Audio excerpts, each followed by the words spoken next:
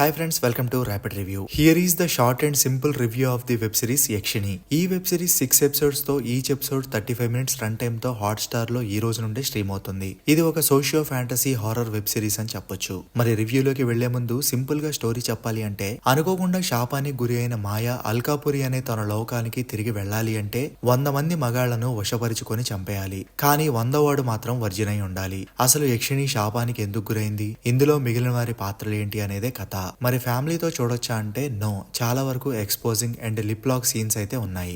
ఇక web series review గురించి చెప్పాలి అంటే, మొదలవటం ఇంట్రెస్టింగ్ గానే మొదలైంది, కానీ 2-3 ఎపిసోడ్స్ తర్వాత బోర్ గా అనిపించింది. ఒకే ఒక్క సింగిల్ పాయింట్ మీద సిరీస్ అంతా కూడా రన్ చేశారు. లాస్ట్ 3 ఎపిసోడ్స్ లో అయితే కథ అసలు ఏమీ లేదు, పరమ బోర్. మెయిన్ లీడ్ గా వేదిక యాక్టింగ్ బాగుంది, ఆమె స్క్రీన్ ప్రెజెన్స్ కూడా చాలా బాగుంది. సపోర్టింగ్ రోల్ లో మంచు లక్ష్మి, రాహుల్ విజయ్, అజయ్ బాగా చేశారు. మిగిలిన యాక్టర్స్ కి అంతగా స్కోప్ లేదు. విజువల్స్ బాగున్నాయి, లాజిక్స్ చాలా చోట్ల మిస్ అయ్యాయి. ముఖ్యంగా అజయ్ గారి రోల్ లో చాలా లాజిక్స్ మిస్ అవుతాయి.